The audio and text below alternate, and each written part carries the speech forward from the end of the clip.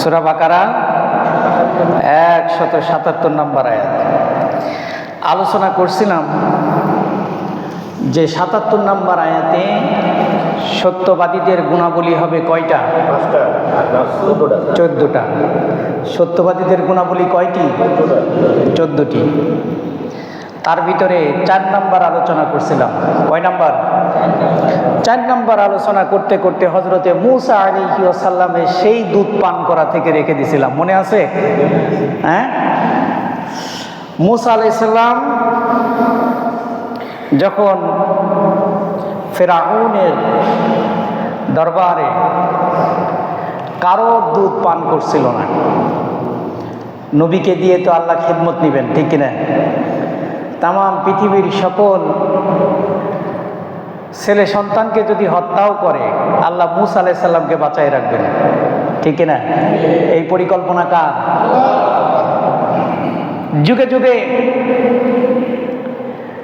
ইসলাম পন্থীদেরকে যতই তুমি নির্যাতন করো, তোমরা নিপীড়ন করো, ফেরাউনের পন্থা অবলম্বন করো, নমরুদের পন্থা অবলম্বন করো, ইসলামের আলোকে নিভিয়ে দিতে চাও, শুনে রাখো, যাকে দিয়ে আল্লাহ ইসলামের খেদমত নিবেন মূসা আলাইহিস সালামের মতো তাকে বাঁচিয়ে রাখবেন, ঠিক কিনা? এই জন্য আলেম ওলামাদের উপরে নির্যাতন করে, নিপীড়ন করে ইসলামের আলোকে স্তব্ধ করা যাবে,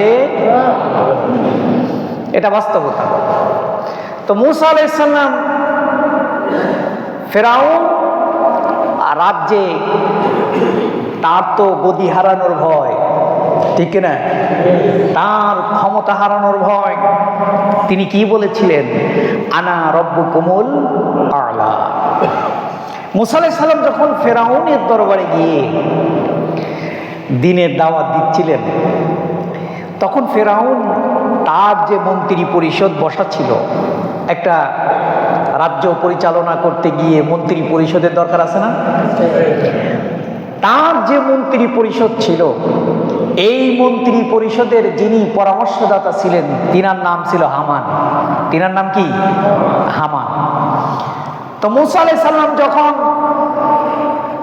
ফেরাউনের দরবারে ইসলামের দাওয়াত নিয়ে যায়, তখন ফেরাউন ঔদ্ধত্যপূর্ণ আচরণ করে বলেছিল, রাজ্যের যে মন্ত্রীগুলো আছে তাদের দিকে তাকিয়ে বলেছিল, এই শোনো, মূসা কি বলে, এ দেখি পাগল হয়ে গেছে, আমি ছাড়াও নাকি আর কোনো প্রভু আছে?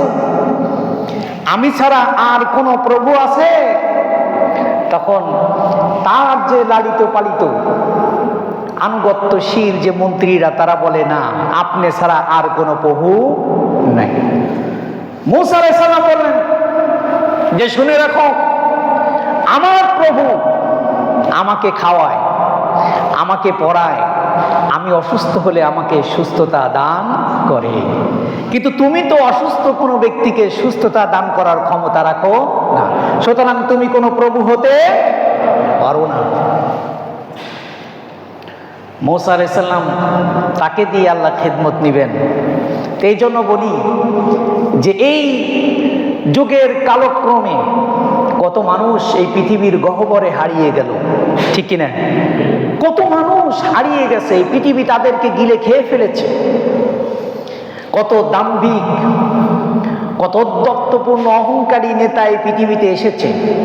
কিছু সামান্য নেতার কথা কোরআনে বলা হয়েছে, বাকি আরো কত নেতা ছিল কি ছিল না?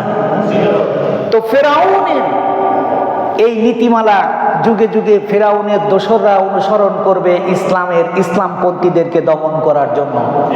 ফেরাউন যেমন নীতিমালা অবলম্বন করেছিল, এমন নীতিমালা যুগে যুগে ফেরাউনের দোসর যারা আছে, যারা ফেরাউনের অনুসারী যারা আছে, তারাও এই ইসলামের আলোকে নিভিয়ে দেওয়ার জন্য ইসলামপন্থীদের উপরে দমন পীড়ন চালাবে, এটা বাস্তবতা। তো ফেরাউনের গদি হারানোর ভয় আছে না নাই? এই জন্য সে সমন জারি করে দিল, এই রাজ্যে যত পুত্র সন্তান জন্মগ্রহণ করবে সবাইকে হত্যা করো। সবাইকে কি করো?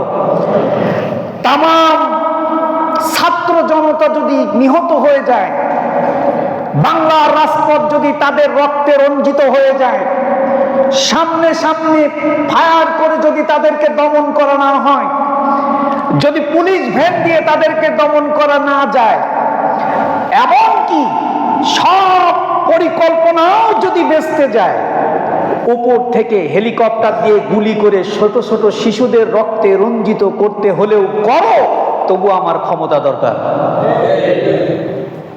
ঠিক না? ক্ষমতার স্বাদ বড় মিষ্টি। এই চেয়ারে যারা বসে তাদেরকে নিজেরা খুব অহংকারী মনে করে। তারা তাদের পূর্বের যে সমস্ত ইতিহাস আছে, সর্বপ্রথম মনে রাখবেন, যারা ক্ষমতাহীন ব্যক্তি যদি ক্ষমতায় আসে, তাহলে তাদের প্রথম গুণ হলো তারা অতীত ইতিহাস ভুলে যায়। প্রথম গুণ কি? অতীত ইতিহাস ভুলে যায়। ফেরাউন কিন্তু আদ জাতির পরে এসেছে, নূহ আলাইহিস সালামের জাতির পরে এসেছে, সামুদ জাতির পরে এসেছে। আল্লাহ নূহ আলাইহিস সালামের জাতির উপরে প্লাবন দিয়ে ধ্বংস করেছে। আদ জাতিকে আল্লাহ ঝড় দিয়ে ধ্বংস করে দিয়েছে। সালেহ আলাইহিস সালামের সামুদ জাতিকে আল্লাহ জমিন উল্টিয়ে ধ্বংস করে দিয়েছে। কিন্তু ফেরাউন তো এটা জানতো, কিন্তু ফেরাউন এই ইতিহাস মানে নাই, এই জন্য ফেরাউনেরও ধ্বংস হয়েছে। হয়েছে কি হয় নাই?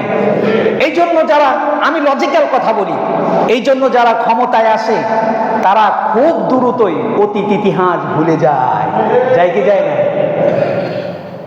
যেটা আমরা এই যে কিছুদিন আগে যে মানুষগুলো এ দেশ ছেড়ে পালালো 24-এ, তাদের থেকে যারা এখন ক্ষমতায় এসেছে তারা তিল পরিমাণ শিক্ষা নেয় নাই। এটা কিন্তু বাস্তব। এই জন্য তারা